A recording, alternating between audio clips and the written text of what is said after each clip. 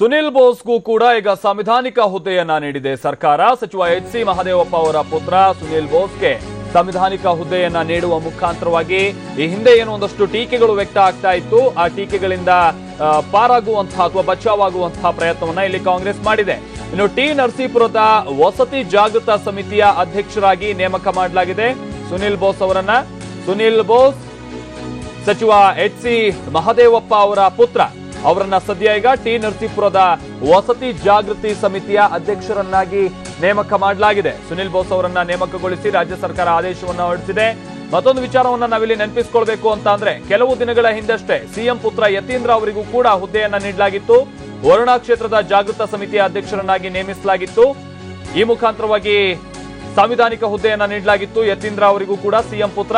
ಇದೀಗ ಸುನಿಲ್ ಬೋಸ್ಗೂ ಕೂಡ ಸಾಂವಿಧಾನಿಕ ಹುದ್ದೆಯನ್ನ ನೀಡುವ ಮುಖಾಂತರವಾಗಿ ಒಂದಷ್ಟು ಆರೋಪಗಳು ಏನ್ ಕೇಳಿ ಬರ್ತಾ ಇತ್ತು. ಏನ್ ಆರೋಪಗಳು ಅಂತ ಅಂದ್ರೆ, ಈ ಹಿಂದೆ ಯಾವುದೇ ರೀತಿಯಾದ ಸಾಂವಿಧಾನಿಕ ಹುದ್ದೆಯನ್ನು ಅಲಂಕರಿಸದೆ ಹೋದ್ರೂ ಕೂಡ, ಓರ್ವ ಜನಪ್ರತಿನಿಧಿ ಅಲ್ಲದೆ ಹೋದ್ರೂ ಕೂಡ, ತನ್ನ ತಂದೆ ಶಾಸಕ ಅಥವಾ ಸಚಿವ ಅನ್ನುವಂತ ಒಂದೇ ಒಂದು ಕಾರಣಕ್ಕೆ ಕ್ಷೇತ್ರದಲ್ಲಿ ಆಗುವಂತ ಬಹಳಷ್ಟು ಅಭಿವೃದ್ಧಿ ಕಾರ್ಯಗಳಲ್ಲಿ ಇವರೇ ಹೋಗಿ ಶಂಕುಸ್ಥಾಪನೆ ನೆರವೇರಿಸೋದು, ಈ ರೀತಿಯಾದಂತಹ ಚಾಲನೆ ಕೊಡೋದು, ಈ ರೀತಿಯಾದಂತಹ ಕಾರ್ಯವನ್ನೆಲ್ಲ ನಡೆಸ್ತಾ ಇದ್ರು.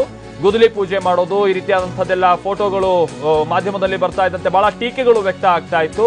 ಹೀಗಾಗಿ ಈ ರೀತಿಯಾದಂತಹ ಟೀಕೆಯಿಂದ ತಪ್ಪಿಸಿಕೊಳ್ಳುವಂತಹ ನಿಟ್ಟಿನಲ್ಲೋ ಏನೋ ಈಗ ಸಾಂವಿಧಾನಿಕ ಹುದ್ದೆಯನ್ನ ನೀಡುವ ಮುಖಾಂತರವಾಗಿ ಮುಂದೆ ಬೇಕಾದ್ರೆ ಇವರು ಈ ರೀತಿಯಾದಂತಹ ಅಭಿವೃದ್ಧಿ ಕಾರ್ಯಗಳಿಗೆ ಚಾಲನೆ ಕೊಡೋದು ಅಥವಾ ಈ ರೀತಿಯಾಗಿ ಗುದ್ದಲಿ ಪೂಜೆ ಮಾಡೋದು, ಇಂಥದಕ್ಕೆಲ್ಲ ಅವರ ಕಾರ್ಯ ಸುಗಮವಾಗಿ ನಡೀಲಿ ಅನ್ನುವಂತ ರೀತಿಯಲ್ಲಿ ನಿರ್ಧಾರಕ್ಕೆ ಬರಲಾಗಿದೆ.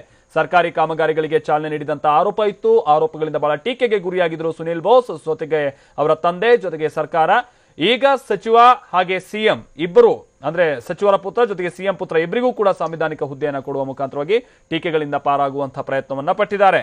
ಸೊ ಈ ಬಗ್ಗೆ ಮತ್ತಷ್ಟು ಮಾಹಿತಿಯನ್ನು ಕೊಡ್ತಾರೆ ನಮ್ಮ ಪ್ರತಿನಿಧಿ ರಾಮ್. ಈಗ ಬಹಳ ಟೀಕೆಗಳು ವ್ಯಕ್ತ ಆಗ್ತಾ ಇತ್ತು. ಆ ಟೀಕೆಯಿಂದ ತಪ್ಪಿಸಿಕೊಳ್ಳುವಂತ ಪ್ರಯತ್ನ ಇಲ್ಲಿ ಅಫ್ಕೋರ್ಸ್ ಸಿಎಂ ಪುತ್ರ ವಿಚಾರವಾಗಿ ಯಾವ ರೀತಿ ನಡ್ಕೊಳ್ತೋ ಸರ್ಕಾರ, ಇವ್ರ ವಿಚಾರದಲ್ಲೂ ಕೂಡ ಅದೇ ರೀತಿಯಾಗಿ ನಡ್ಕೊಳ್ತಾ ಇದೆ. ಏನ್ ಅಪ್ಡೇಟ್ಸ್ ಲಭ್ಯ ಆಗಿದೆ ರಾಮ್? ಮಲ್ಲೇಶ್, ಖಂಡಿತವಾಗಿಯೂ ಏನು ಸರ್ಕಾರದ ಅಭಿವೃದ್ಧಿ ಕಾರ್ಯಕ್ರಮಗಳಲ್ಲಿ ಸಾಂವಿಧಾನಿಕ ಹುದ್ದೆಯನ್ನು ಹೊಂದದೆ ಮಹದೇವಪ್ಪ ಪುತ್ರ ಸುನಿಲ್ ಬೋಸ್ ಭಾಗವಹಿಸ್ತಾ ಇದ್ರು. ಇದು ಸಾಕಷ್ಟು ಟೀಕೆಗಳಿಗೆ ಕಾರಣವಾಗಿತ್ತು. ಅದರಲ್ಲೂ ಟಿ ನರಸೀಪುರ ವಿಧಾನಸಭಾ ಕ್ಷೇತ್ರದ ವ್ಯಾಪ್ತಿಯ ಎಲ್ಲ ಅಭಿವೃದ್ಧಿ ಕಾರ್ಯಕ್ರಮದಲ್ಲೂ ಸಹ ಸುನಿಲ್ ಬೋಸ್ ಅವರು ಭಾಗವಹಿಸ್ತಾ ಇದ್ರು. ಫೋಟೋಗೆ ಪೋಸ್ ಅನ್ನ ನೀಡ್ತಾ ಇದ್ರು, ಗುದ್ದಲಿ ಪೂಜೆಯನ್ನು ನೆರವೇರಿಸ್ತಾ ಇದ್ರು. ಈ ಬಗ್ಗೆ ಪ್ರತಿಪಕ್ಷಗಳು ಸಹ ಸಾಕಷ್ಟು ವಿರೋಧವನ್ನು ವ್ಯಕ್ತಪಡಿಸಿದ್ರು. ಯಾವುದೇ ಸಾಂವಿಧಾನಿಕ ಹುದ್ದೆ ಇಲ್ಲದೆ ಈ ರೀತಿಯಾದಂತಹ ಕಾರ್ಯಕ್ರಮದಲ್ಲಿ ಭಾಗವಹಿಸಬಾರದು ಅಂತೇಳಿ. ಇದೀಗ ಅದಕ್ಕಾಗಿಯೇ ಏನು ಸುನಿಲ್ ಬೋಸ್ ಅವರಿಗೆ ಸಾಂವಿಧಾನಿಕ ಹುದ್ದೆಯನ್ನ ಸರ್ಕಾರ ಕಲ್ಪಿಸಿಕೊಟ್ಟಿದೆ. ಟಿ ನರಸೀಪುರದ ವಸತಿ ಜಾಗೃತ ಸಮಿತಿಯ ಅಧ್ಯಕ್ಷರಾಗಿ ಸುನಿಲ್ ಬೋಸ್ ಅವರನ್ನ ನೇಮಕ ಮಾಡಿದೆ. ಈ ಹಿಂದೆ ಸಿಎಂ ಸಿದ್ದರಾಮಯ್ಯ ಅವರ ಪುತ್ರ ಡಾಕ್ಟರ್ ಯತೀಂದ್ರ ವಿರುದ್ಧವೂ ಇದೇ ರೀತಿಯಂತ ಆರೋಪ ಕೇಳಿ ಬಂದಿತ್ತು. ಯಾವುದೇ ಹುದ್ದೆ ಇಲ್ಲವಾದ್ರೂ ಸಹ ಅಧಿಕಾರಿಗಳನ್ನ ಕರೆದು ಸಭೆ ನಡೆಸೋದು, ಅವರಿಂದ ಮಾಹಿತಿ ಪಡೆಯೋದನ್ನ ಮಾಡ್ತಾ ಇದ್ರು. ಹೀಗಾಗಿ ಈ ಬಗ್ಗೆ ಟೀಕೆಗಳು ವ್ಯಕ್ತವಾದಂತಹ ಸಂದರ್ಭದಲ್ಲಿ ಅವರನ್ನು ಸಹ ವರುಣಾ ಕ್ಷೇತ್ರದ ಒಂದು ಜಾಗೃತಿ ಸಮಿತಿಯ ಅಧ್ಯಕ್ಷನಾಗಿ ನೇಮಕ ಮಾಡಿದ್ರು. ಅದಾದ ನಂತರ ಅಧಿಕೃತವಾಗಿ ಡಾಕ್ಟರ್ ಯತೀಂದ್ರ ಈಗ ಅಧಿಕಾರಿಗಳ ಸಭೆ ನಡೆಸ್ತಾರೆ ಮತ್ತು ಸರ್ಕಾರಿ ಕಾರ್ಯಕ್ರಮಗಳಲ್ಲಿ ಭಾಗವಹಿಸ್ತಾ ಇದ್ದಾರೆ. ಅಷ್ಟೇ ಅಲ್ಲ, ಎಲ್ಲ ಸರ್ಕಾರಿ ಕಾರ್ಯಕ್ರಮದಲ್ಲಿ ವೇದಿಕೆಯಲ್ಲಿ ಮೊದಲನೇ ಸಾಲಿನಲ್ಲೇ ಕುಳಿತುಕೊಳ್ಳುವಂತ ಕೆಲಸವಾಗ್ತಾ ಇತ್ತು. ಹೀಗಾಗಿ ಸುನಿಲ್ ಬೋಸ್ಗೂ ಸಹ ಇದೇ ಉದ್ದೇಶದಿಂದ ಈಗ ಸಾಂವಿಧಾನಿಕ ಹುದ್ದೆಯನ್ನು ಕಲ್ಪಿಸಿಕೊಳ್ಳಲಾಗಿದೆ.